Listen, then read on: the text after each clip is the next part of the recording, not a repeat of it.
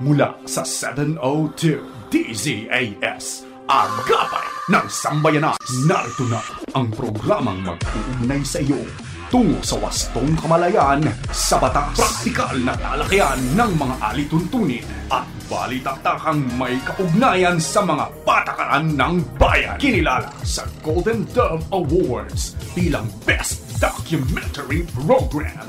Ito ang Tabas ng Batas!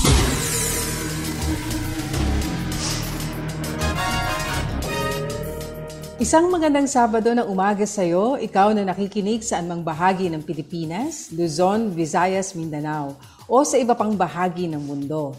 Marhay na aga sa inyo naming nakikinig dyan sa Bicol Region sa pamamagitan ng CARE 104.3 The Way FM. At dyan din sa Zamboanga City na nakikinig via 1116 DXAS Radyo Komunidad Buenos Dias. Magandang umaga rin sa mga nakikinig sa 1062 DXKI, your friendly voice sa Coronadal City at sa 1197 DXFE Davao at di natin kakalimutan ang mga naririto sa Metro Manila na walang sawang nakatutok. Happy listening po sa inyo. Kami ang inyong mga kakampi sa batas. Ako po si Attorney Chona Cruz Gonzalez. At ako naman po si Attorney Jeremiah Bellica. Ito po ang programang Tabas ng Batas dito po sa 702 DZAS FEBC Radio TV. Miyembro po tayo ng KBP o ng Kapisanan ng mga Broadcaster ng Pilipinas at tayo po ay napakikinggan at napapanood sa Facebook at YouTube channels po ng 702 DZAS FEBC Radio TV. At syempre sa Channel 185 po sa Signal TV sa pakikipagtulungan po ng GCTV. Tayo ay tinutulungan din ng ating cute crew na sina Absidi Ferrer, ang ating prod text na sina Benjo Morano, Reggie Villena, Nathaniel Peralta at RTV na sina Eileen Valdez, Abby Glindo, Chris Rosete, Wenmark Balatukan, Jong Perez, Angelica Kalayag at ang mga kasama natin sa Bukawi Transmitter site.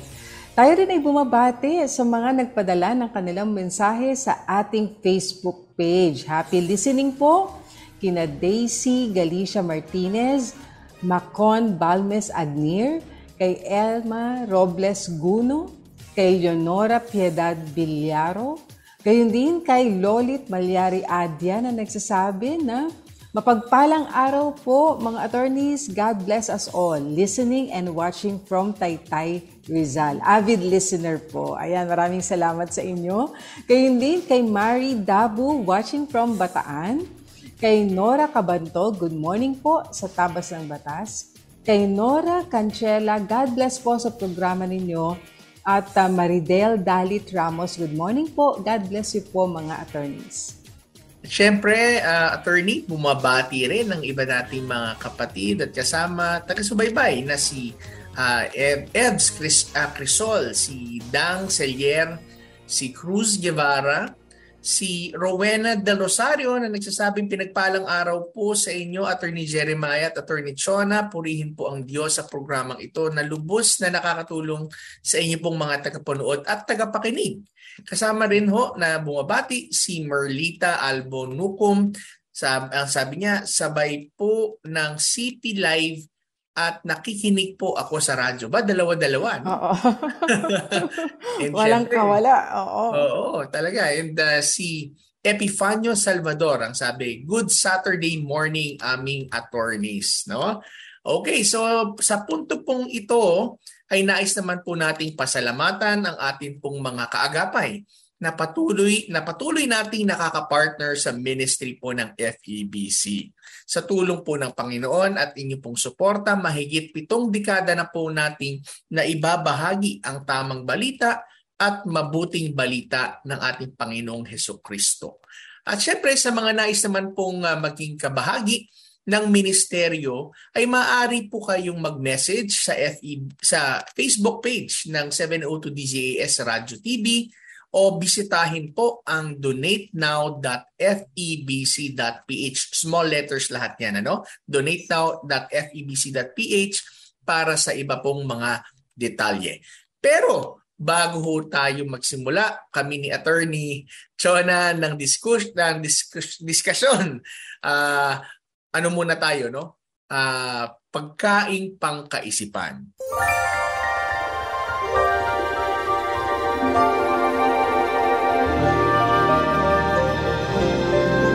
Ang ating pong pagkaing pangkaisipan ay mula po sa Aklat ng Santiago 1 chapter 12 ng Magandang Balita Biblia. Ang sabi po, pinagpala ang taong nananatiling tapat sa kabila ng mga pagsubok, sapagkat matapos niyang malampasan ang pagsubok, tatanggap siya ng gantimpala ng buhay na ipinangako ng Panginoon sa mga umiibig sa Kanya.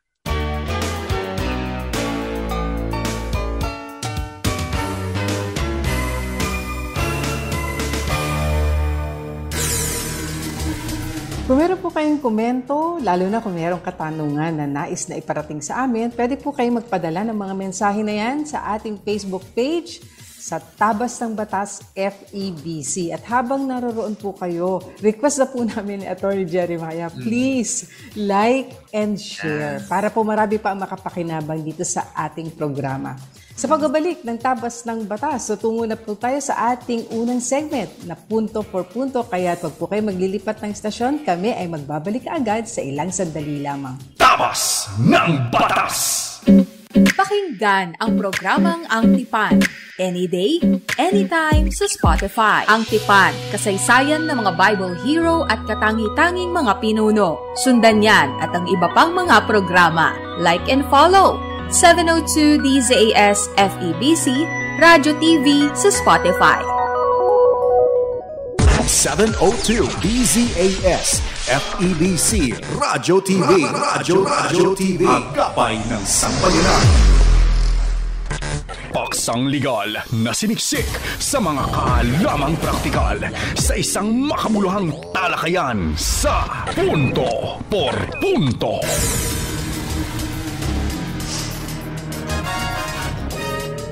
Alright, so tayo po'y nagbabalik dito po sa ating programa tuwing Sabado, ang Tabas ng Batas. Ako po ang inyo pong kasama, si Attorney Jeremiah Belica. At ako naman po si Attorney Chona Cruz Gonzalez. Attorney Jeremiah, ano ba ang pag-uusapan nating batas o mga batas dito sa ating unang segment na punto por punto? Attorney Chona, no, yaman na rin lamang naging very controversial yung naging desisyon ng Korte Suprema ng US sa pagbaliktad ng 1973 decision na Roe versus Wade, no, na kung saan ay linegalize abortion, ngayon ay binaliktad na sa US, ano? At ito ay binalik na nila ulit yung kapangyarihan sa mga states to decide. At nararapat lang siguro na bisitahin natin ngayon, Attorney, ang mga abortion or anti-abortion related laws natin dito sa Pilipinas. Medyo madami-dami pero ano lang naman, dadaanan lang naman natin para sa I'm sure ito ay pareho nating isa sa mga paboritong mga usapan. Oo nga. Dahil nga sa mga progresibong ideolohiya, ayan, na nakikita nating namamayagpag sa ibang bansa. Dito naman sa atin, sa Pilipinas, ano ba ang mga sinasabi ng batas natin patungkol sa issue ng abortion? Napakaganda pag-usapan natin dahil napapanahon yan. Napapanahon. Tsaka talagang expect natin na ito ay an issue that would be here to stay sa ating bansa. Lalo na sa mga Christians na tatanong ano ba ang sinabi ng batas. Okay, so simulan natin sa ating fundamental law of the land, sa ating konstitusyon na ayon sa Article 2, Section 12 ng ating 1987 Philippine Constitution. Ang sabi ho dito, the state recognizes the sanctity of family and shall protect and strengthen the family as the basic autonomous social institution.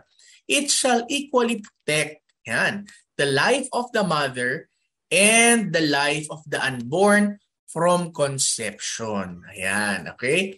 So yung iba sinabi, the natural and primary right and duty of parents in rearing the youth for civic efficiency and development of moral character shall receive support of the government. Pero ang highlight natin dito sa Section 12 na to, it shall equally or the state shall equally protect the life of the mother and the life of the unborn. Ang clincher dyan from conception. Yan, no? So ano ho bang ibig sabihin na tong the state shall protect? Yung buhay nung nanay at yung buhay po nung bata na hindi pa pinapanganak from conception. Ano ba yung conception? Ito po yung meeting nung sperm at yung egg po, no, ng magulang, no? Hindi ho yung pagka ikaw ay meron kasing tinatawag na embedded na kung saan yung fertilized egg ay dumapo na doon sa uterine wall.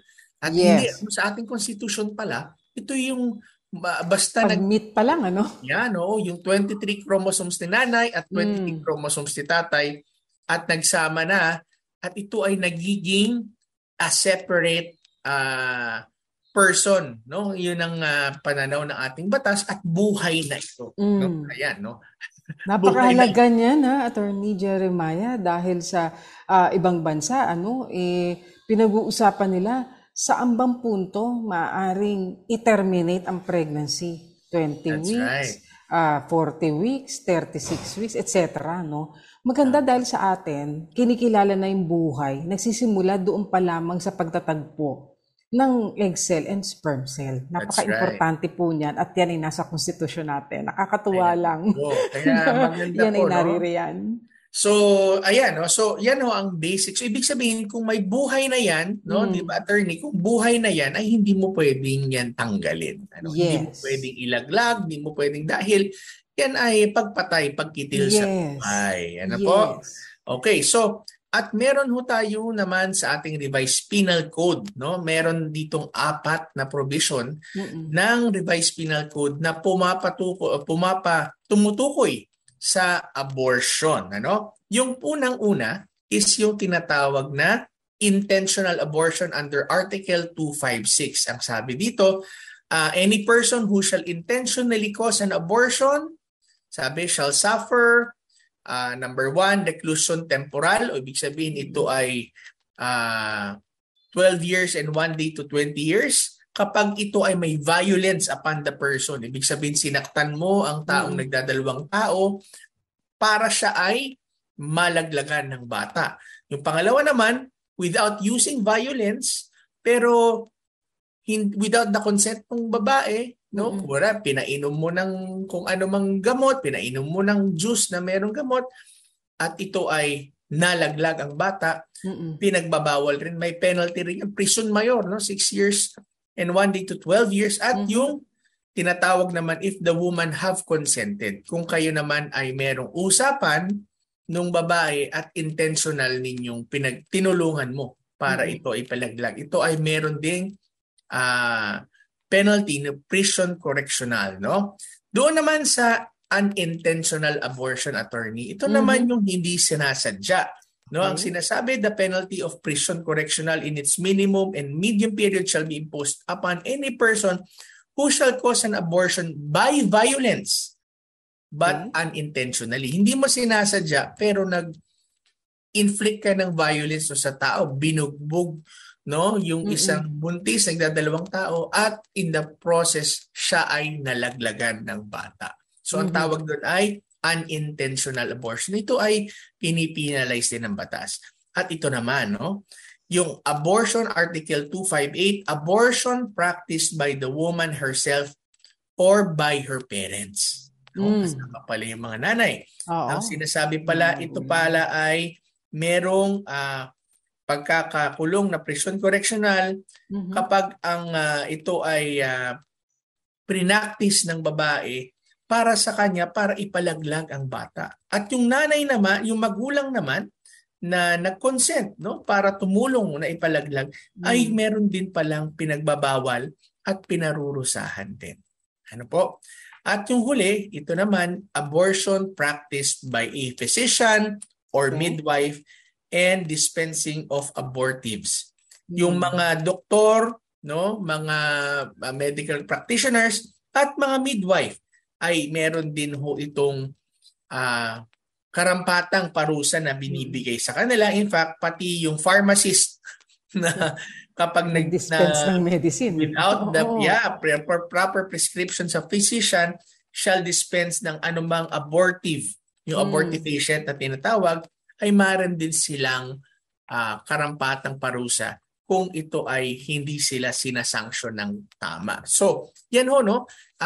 Tandaan ho natin, bawal hindi lamang po yung tao na nag-inflict ng violence, yung tao na sinasadya man niya o hindi niya sinasadya, ito'y pinarurusahan. Yung nanay na naglaglag at yung magulang, yung babae, at gayon din ho, no, ang mga medical practitioners. Pero attorney, mag-highlight tayo ng konti doon sa nung batas nung tinatawag na reproductive health law, no, yung Responsible Parenthood and Reproductive Health Act of 2012. Kasi ang sabi dito, ito naman doon sa mga kababaihan na nag-abortion na in the past.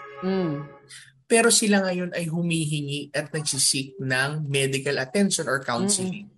Ngayon ay binibigyan sila ng pagkakataon para sila ay matreat at hindi sila matakot lumapit sa mga medical practitioners. Ang sabi dito, sa Section 3, sa paragraph J, ang sabi, while this law recognizes that abortion is illegal and punishable by law, the government shall ensure that all women needing care for post-abortive complications and all other complications arising from pregnancy, labor, and delivery and related issues shall be treated and counseled in a humane, non-judgmental, and compassionate manner in accordance with law and medical ethics. So, ibig sabihin, kung meron mga ganyang situation na kung saan nagpa-abort yung babae and few years after or months after, siya'y dinudugo at hindi na, so ayaw naman magpunta sa doktor kasi baka nga malaman na siya'y nagpalaglag. Ang sabi dito sa batas na to ay maaari silang magpa-treat sa mga doktor para dun sa mga forced abortion na nararanasan nila ng mga symptoms.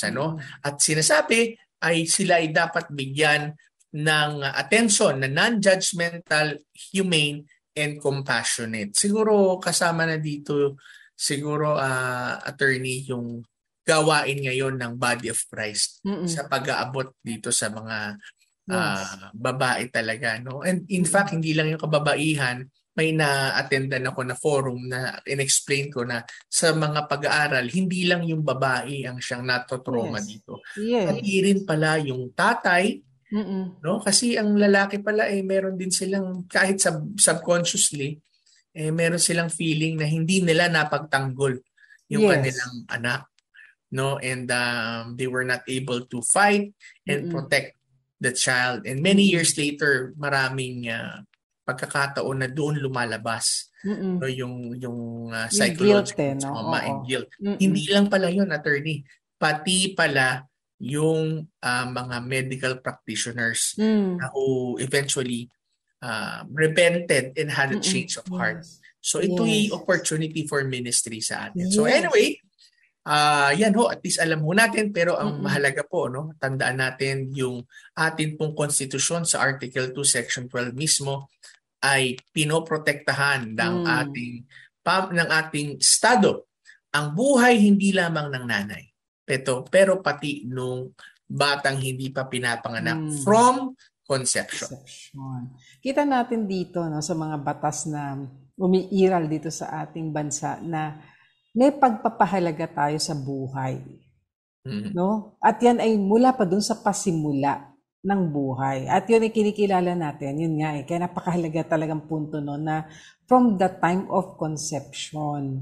At wala na tayong pag-uusapan pa na kailan pwedeng i-terminate, kailan ilang weeks, katulad sa ibang bansa. Alam mo, yun ang prevailing sa mga diskusyon, maging sa media. At salamat at meron tayong mga kapatid na sa ibang bansa na nagtatanggol pa rin sa mga unborn children dahil kinikilala natin ang buhay ay kaloob ng Diyos.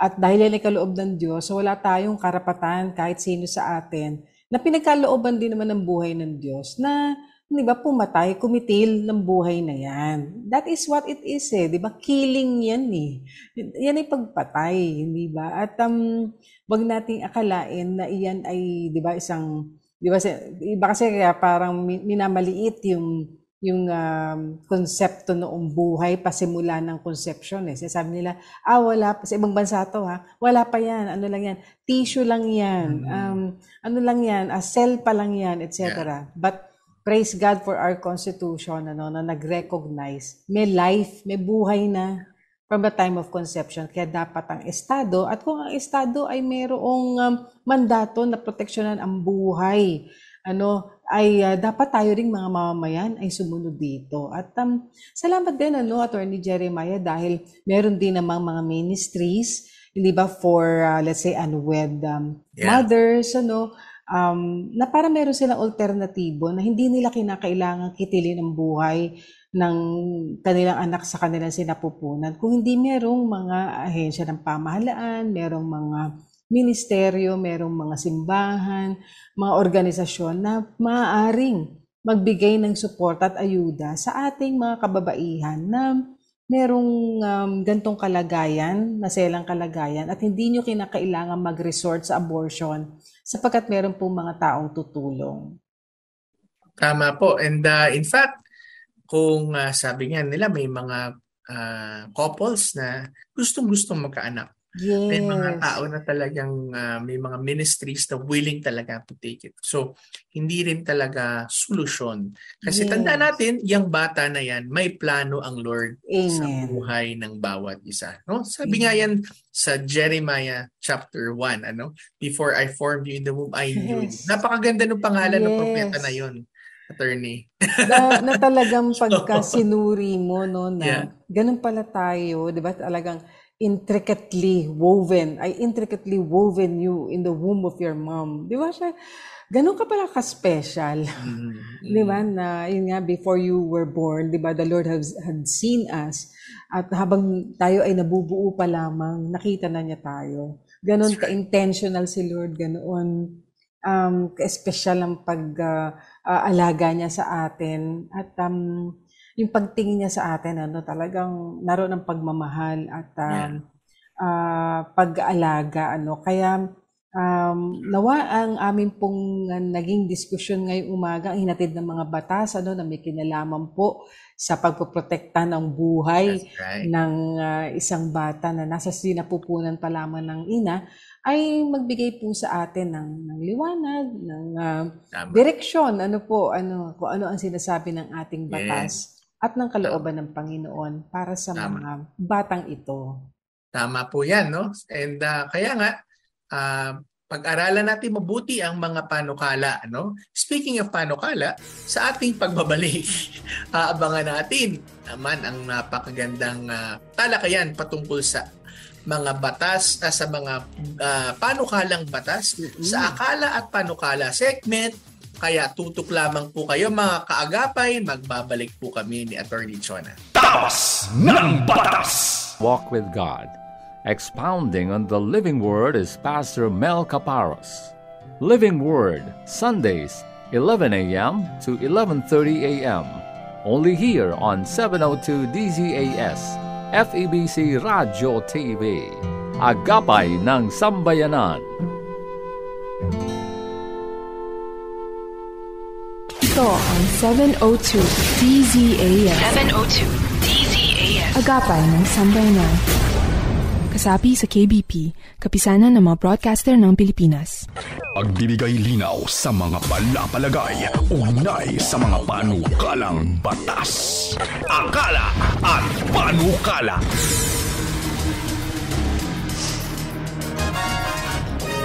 Alright, so tayo po'y nagbabalik dito po sa ating programang Tabas ng Batas at kasama niyo pa rin po kami. Ako po si Attorney Jeremiah Belica. At ako naman po si Atty. Chona Cruz Gonzalez at nasa second segment na tayo. No? Naku, kung na-miss niyo yung discussion kanina sa punto per punto, balikan po ninyo.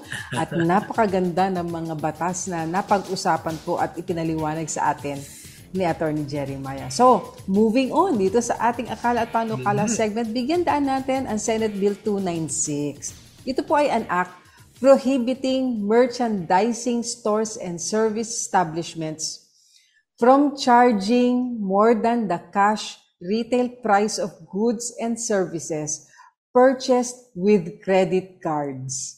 Maraming makaka-relate dito. Maraming makaka-relate. Hindi ba, Atty. Jeremiah, no? I'm sure naka-encounter ka rin habang kasama si Sister Eunice sa pagbili ng gamit o hindi ka pag-access ng services. Na pagka ikaw ay gagamit ng credit card, sasabihin sa iyo noong either staff doon sa store na sabihin, ay may karagdagan pong percentage pagka ginamit po ay credit card. Hindi po yung presyo na yan na nakalagay riyan ang ating pong gagamitin, kundi may extra pa pong let's say 2%, 3% pag chinarge po ninyo sa credit card. So, ang sinasabi naman lagi ng DTI, na dapat walang pagkakaiba ang presyo kung cash payment or credit card ang gagamitin para bilhin ang isang produkto o serbisyo, no, bilang kabayaran. Pero nakaka-encounter tayo ng ilang tindahan na talagang may pagkakaiba sa presyo, no, noong binibili o noong serbisyo kung cash ang bayad mo at kung gagamitin mo ang credit card. Kaya itong panukaalang batas na ito ay magbabawal na. Kung ito ay magiging batas, ipagbabawal na ang pagpapataw ng ibang presyo kung ang consumer, na katulad natin mga mamimili, ay gagamit ng credit card sa pagbili ng produkto o ng serbisyo. Parang kasing, di ba, ang feeling ng mga consumer, parang nasa short change din sila. Kasi bakit naman pag gumamit ako ng credit card, iba na ang presyo? Na napapatawan, ano? Minsan kasi, di ba, hindi naman available talaga yung maraming cash at kinakailangan mo isang gamit o isang serbisyo at gagamit ka ng credit card. So, sinabi dito sa explanatory note, consumer rights serve not only to protect citizens from unscrupulous practices of erring businesses. Moreover, it is our belief that strengthening these rights will also lead to more consumer confidence and thus more robust consumer spending, a prime driver of our economy. Alam natin na dahil nga nagkaproblema ang ating ekonomiya, dahil nga sa pandemya, ang daming, di ba, mga nagsara rin dahil sa lockdown, etc. Ngayon naman ay ito ang nais ng ating pamahalaan na paunlarin ang ating ekonomiya. At isa ito sa nakikita nilang paraan para daw ang mga tao ay ma-encourage pa to spend. At hindi sila magkaroon ng dalawang isip dahil ba't naman mas mahal pag credit card ang gagamitin ko at mas maliit ang babayaran ko pag cash, di ba? So, yun ang kanilang layunin dito. At ang sabi pa, in this regard, the use of credit cards by consumer has become wider over the years. However, this has not been without its challenges. In particular, it has been the practice of some merchandising stores and service establishments to charge a different, albeit higher price for items bought using credit cards or to limit bargain sale items and services to those made with cash purchases. Come to think of it, baka naka-encounter ka rin Attorney Jeremiah na sabihin nila, ito may promo, sale, etc. Less 20%. Pero pagka gagamitin mo credit card, ay lang baka less 5%. Di ba? Parang ginagawang dahilan siya, pero actually wala namang extra lahat ngayon, ano? Yes. In fact, naman yan? Lahat nga electronic transfer na lang ngayon. Yes, pwede na nga, 'di ba, yung ibang mga parang platform sa pagbabayad ng ating mga bills, Kaya siguro dapat din na tumugma na rin naman sa pamantayan itong mga credit cards at na ginagamit natin dito sa mga establishments na ito. Kaya sabi, this means that the merchants are passing on the cost of processing fees charged to them by credit card companies to the consumers.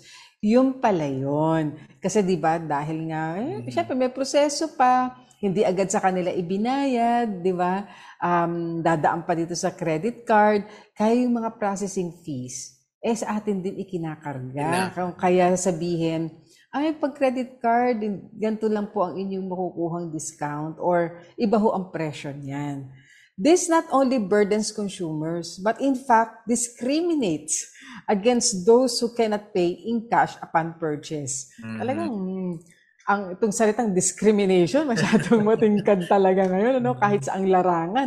So, bakit daw i-discriminate mo yung nagbabayad ng credit card by adding more, diba, than those who will pay in cash? So, but whether or not a consumer chooses to pay in cash or charge, he or she should only pay the price indicated in the price tag.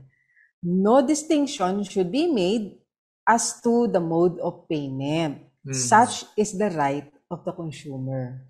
So yan, maganda, dapat alam natin yung rights natin bilang mga consumer. So this measure is being proposed to level the playing field. While we acknowledge the right of big businesses to take the necessary steps to ensure profitability, this should never be taken to mean that consumers shall bear the burden of these enterprises in doing business. Diba? Kaya sabi nga, the consumer, as they say, is king. The customer is always right, hindi ba? So this measure intends to help big businesses understand and accept this fact. So talagang ito palang panukalang batas ay nakatutok, nakafocus sa mga big businesses. At maikli lang ang kanyang panukalang batas. Pero alam natin magiging impact niya. Kaya ang sabi rito, Section 1, it shall be unlawful. Ayan, pinagbabawal na. Illegal na, to charge the consumers more than the actual cash retail price of the goods and services purchased when such purchase is done with the use of a credit card and or to limit bargain sale items and services to cash purchases.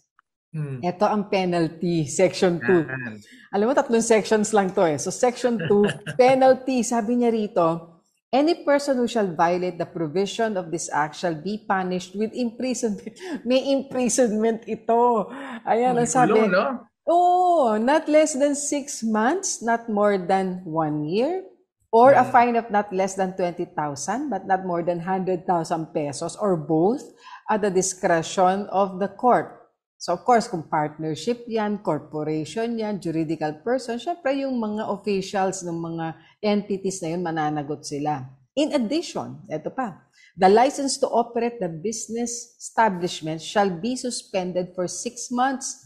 Or in the case of recidivism, o yung paulit-ulit na nagba-violate ng batas, kakansilahin ang business permits.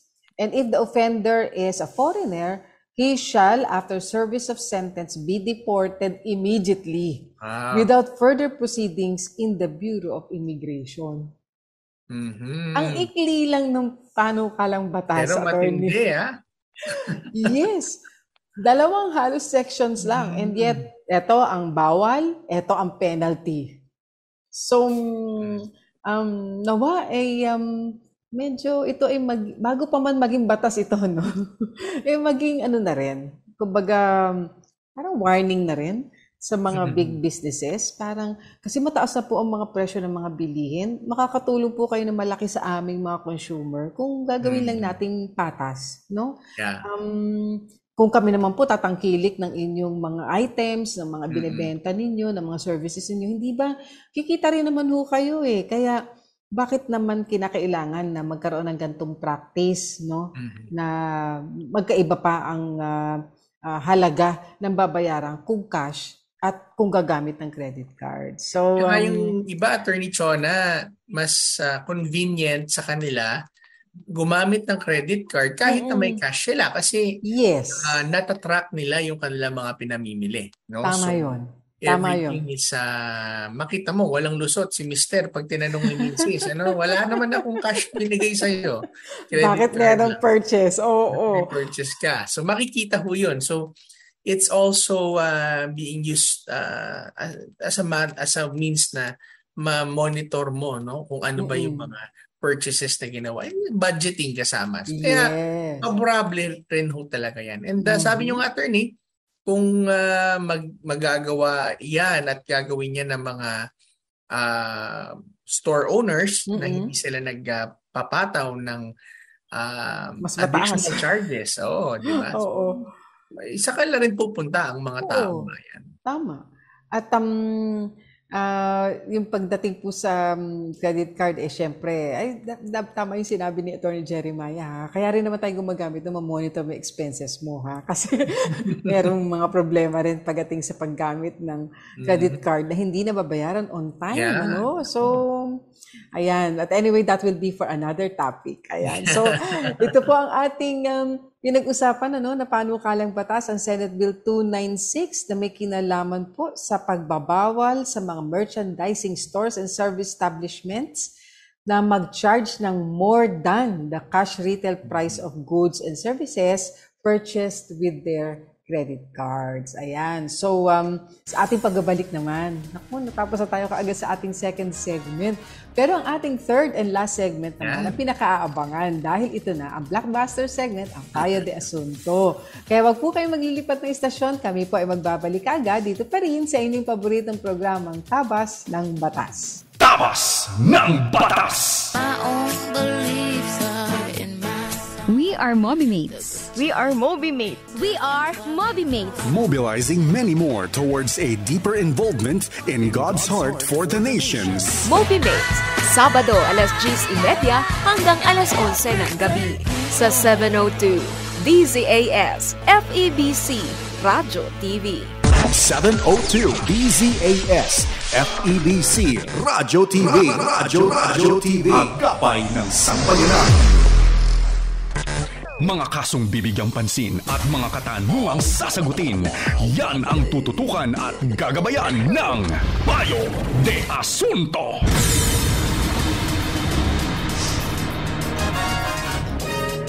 Alright, so tayo po ay nagbabalik at dadako na po tayo sa ating blockbuster segment na Payo de Asunto at susubukan po namin ni Attorney Chon na sagutin ang inyo pong mga katanungan. Sige.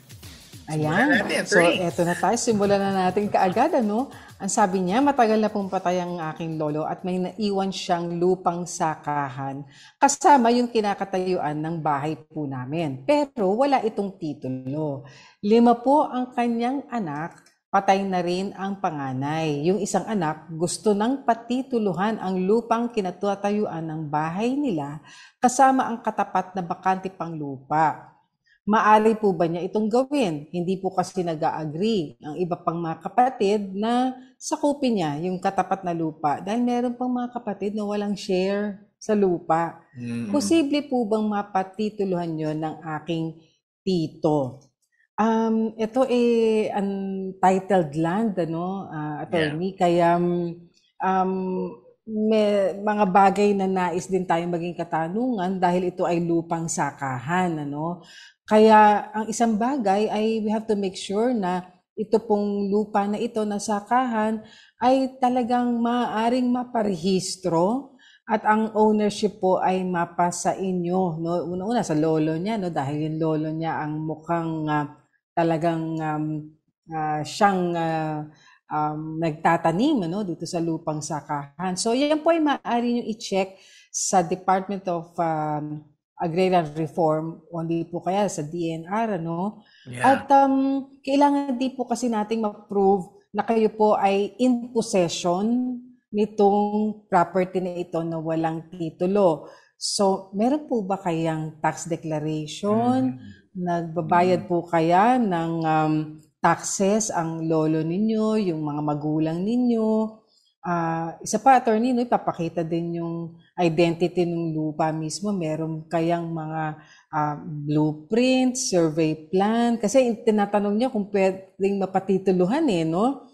And of course, kung ito ay patent or grant, di ba, isang hakbang pa lang yun Kung patent yan o grant yan, award yan ng government, kinakailangan pa po na yung mga requirements ay masatisfy, matugunan po lahat yon para po naman maging pag-aari po ninyo yung property.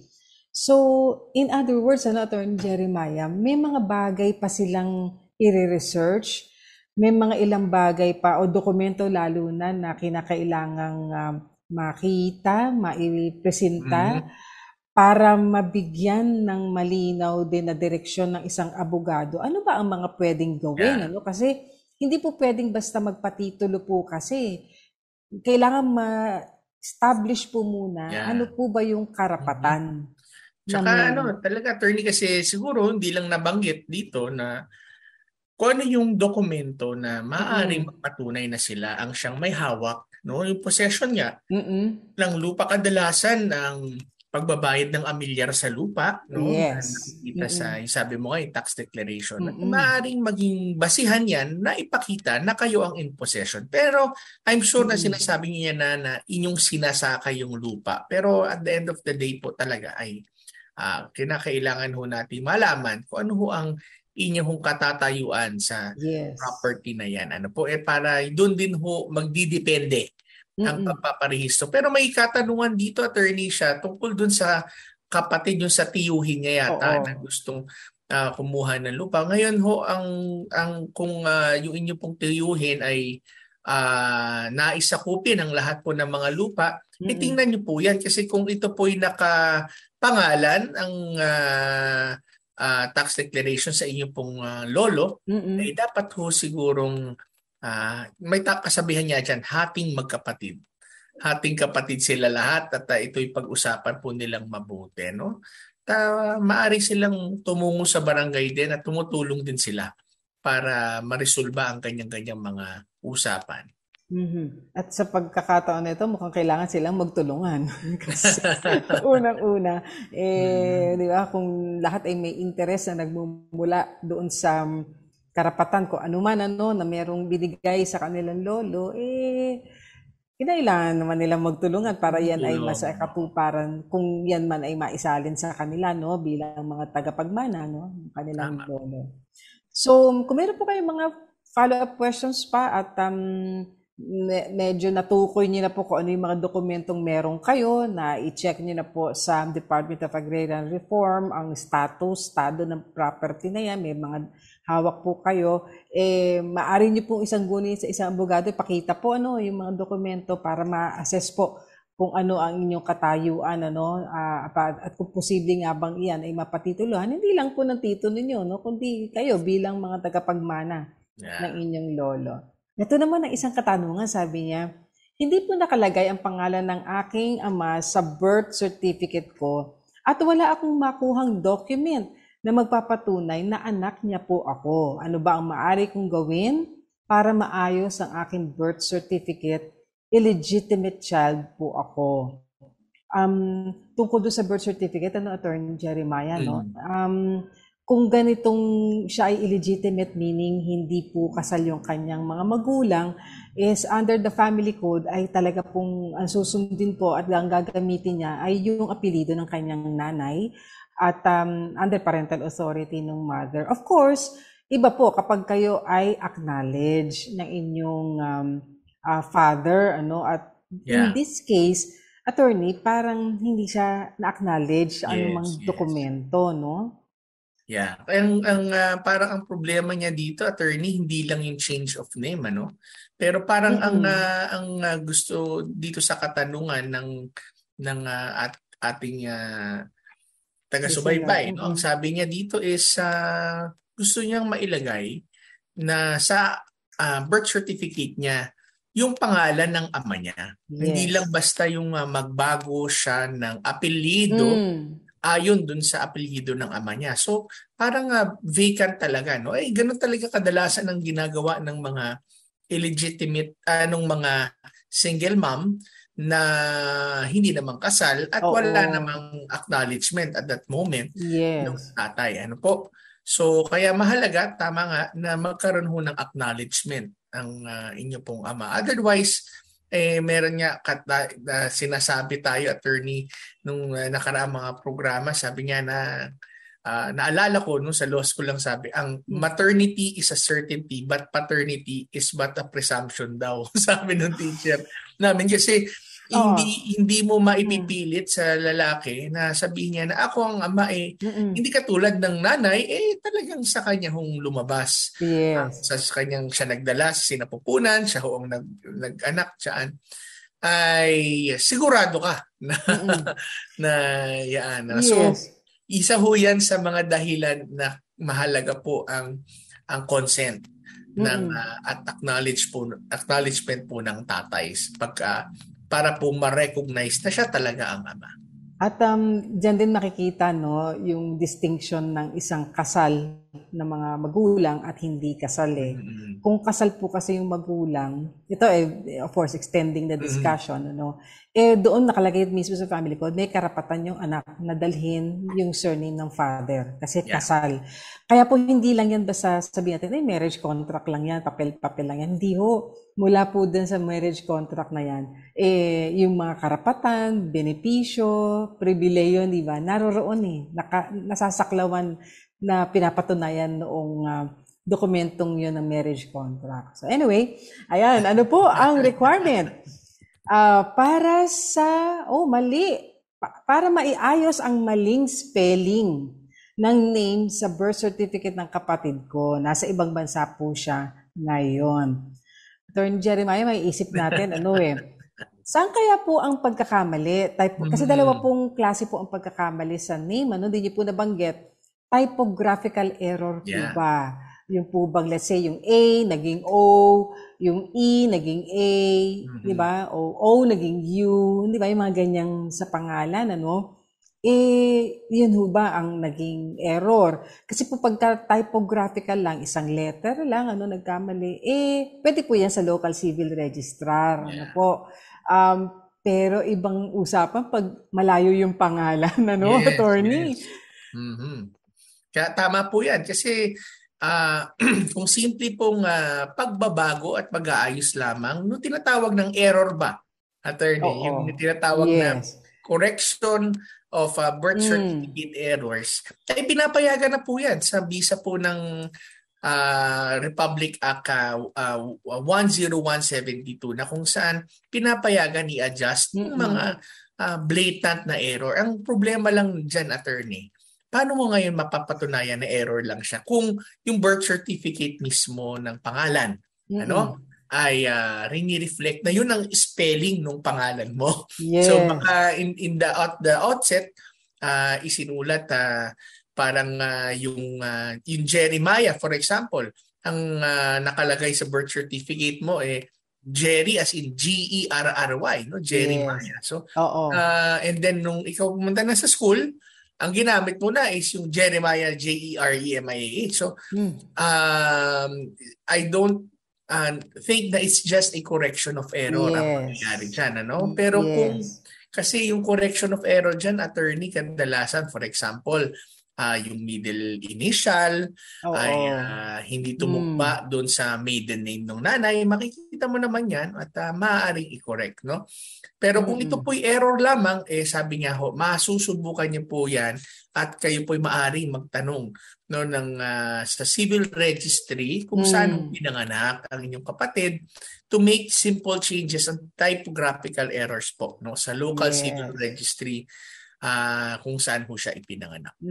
Kasi kung medyo malayo talaga kasi meron ganun na malayo yung pangalan, lumaki siya na ganito yung name niya, yung pala pagkita niya nung kanyang birth certificate, iba rin yung nakasaad doon, Tama po. Yan medyo, kaya meron din naman na petisyon na pwedeng ihain sa korte. So depende po kung ano po yung error na meron sa pangalan. Ayan. So, moving on, sabi naman dito, 3 times na ako na-stroke, pwede ko po bang mapakinabangan ang Senate Bill 2297? Alam po ninyo, ito pong bill na ito may kinalaman sa free annual medical check-up na pinag-usapan natin nakaraan.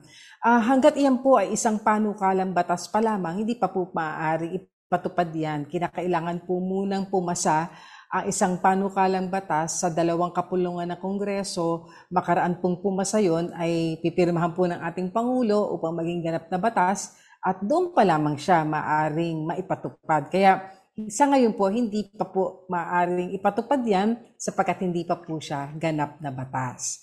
Tungo tayo sa isa pang katanungan. Ito naman ay may kinalaman sa credit card. Ang sabi niya, may problema sa credit card ang asawa ko. Ang charges lumaki ng lumaki at tila di pinansin ang aming mga paliwanag. Endorsed na po ito sa collection agency ng bank namin. Tinawagan namin, nag-explain kami, pero pero dapat pa rin daw kaming magbayad. Of course, alam mo naman pagka ganyan talagang pagbabayarin talaga, no? Lahat po ng purchases namin ay bayad at ang finance charges ay nagmula sa supplementary cards na hindi namin ni-request at kusang pinadala sa amin. Binigyan po kami sa akin, sa tatay at nanay at kapatid ng asawa ko. Lagi kami pinapadala ng notice of collection at block na raw po kami sa lahat ng banks. Binigyan ko sila ng accounting ng lahat ng transactions pero they don't care about it. Ano kaya maganda namin gawin para ma-close ng account namin sa bank at credit card corporation? Attorney Jeremiah, alam ko marami kang masasabi tungkol dito pero gusto ko lang bigyan ng pansin at diin para na rin sa kapakanan ng ating mga tagapakinig. Ang credit card po hindi po extra money ho. Alalahanin po natin na ang credit card pag ginamit po natin, yan po ay nangungutang tayo. Utang po yan na kinakailangan po nating bayaran dahil kung hindi po natin babayaran, talaga pong magpapataw ng interest. Ngayon nabanggit niya rito, attorney, na merong accounting naman ng kanyang transactions, binayaran ang mga purchases, yung mga nabili nila, nabayaran daw nila. Pero ang sabi niya, yung bangko daw, they don't care. So, ano kaya ang ibig din sabihin noon, na walang pakialam, hindi nakinig sa paliwanag? Ano po kaya ang reason ng bangko?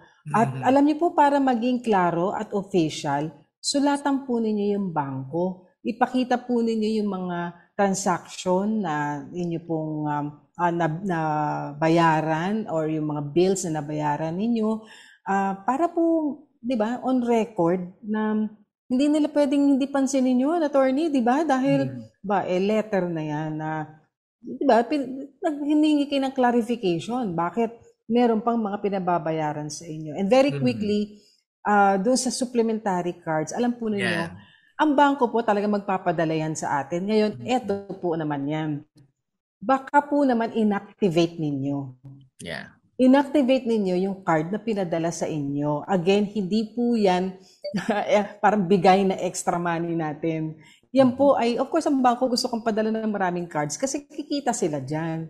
Ngayon po, nasa sa atin kung i-activate po natin yan at gagamitin natin. Kasi the moment po i-activate natin yan, yung mga supplementary cards, at gamitin po natin yan sa ating purchases, tayo po ay nangungutang at babayaran po natin yan.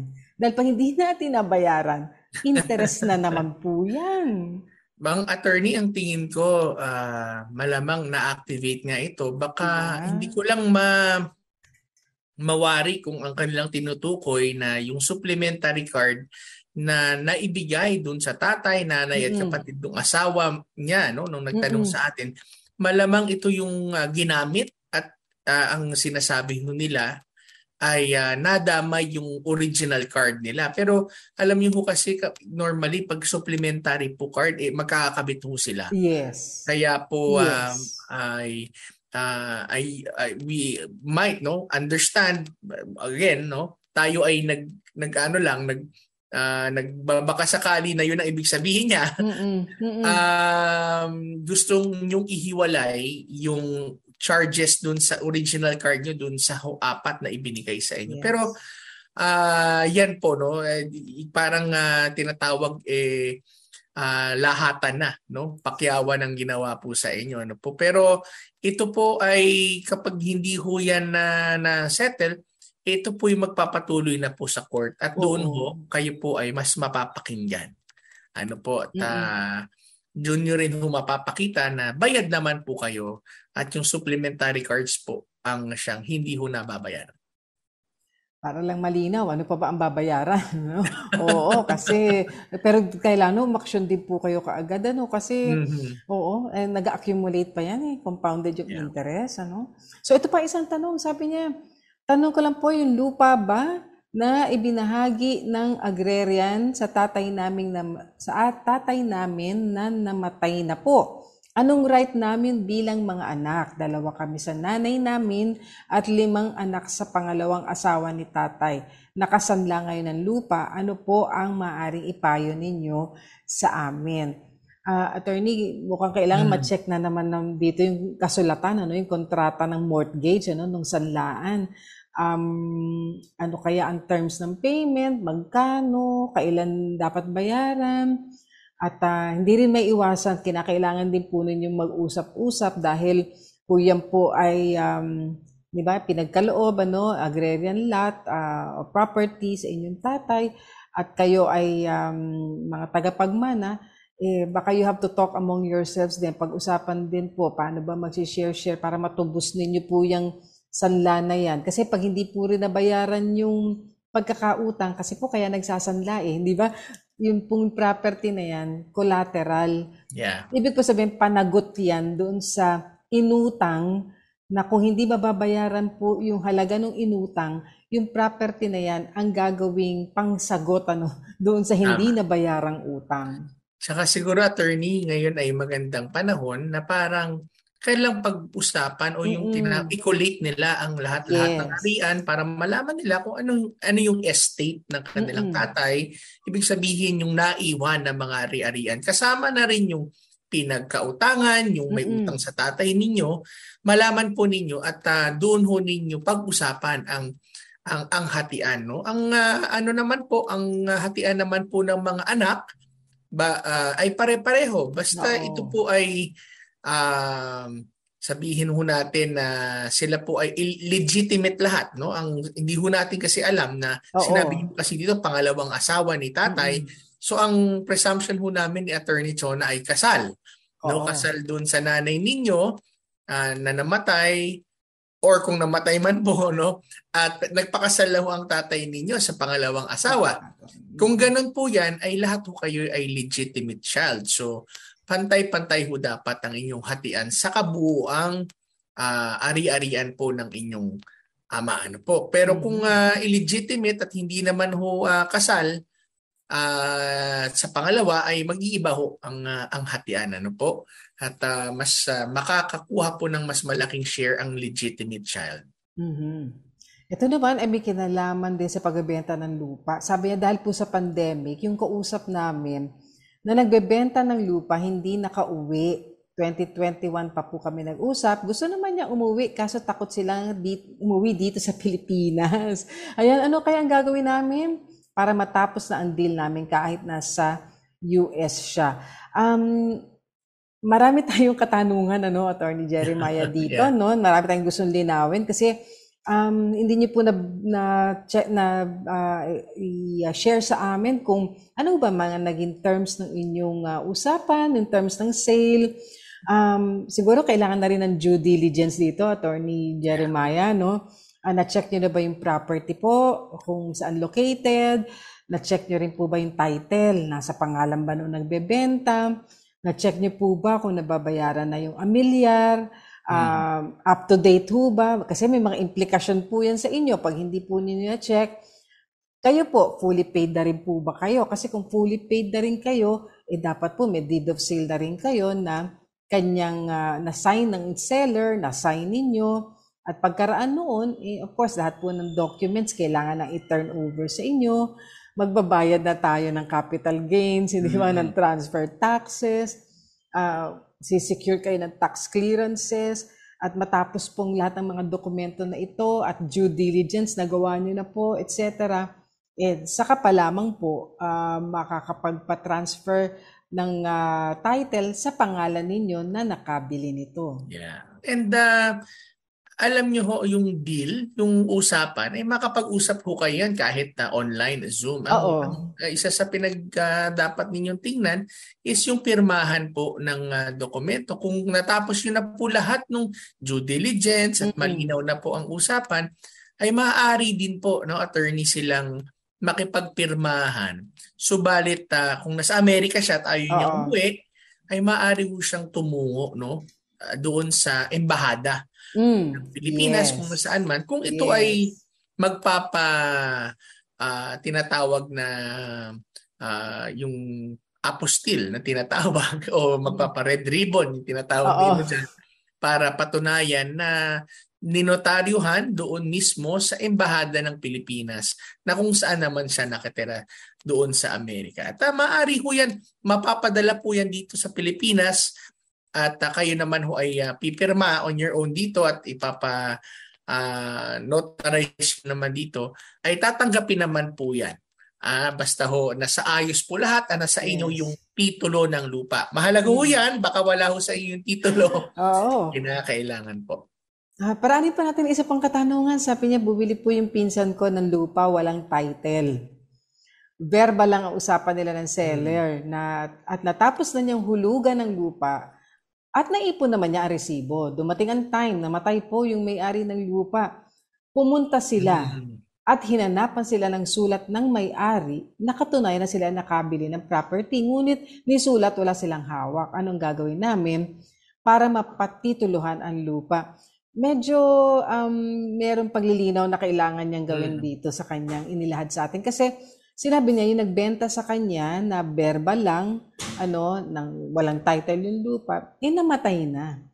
So sino po kaya itong isa pang sinasabi niyong may-ari na naghahanap ng katunayan na kayo ang nakabili ng property?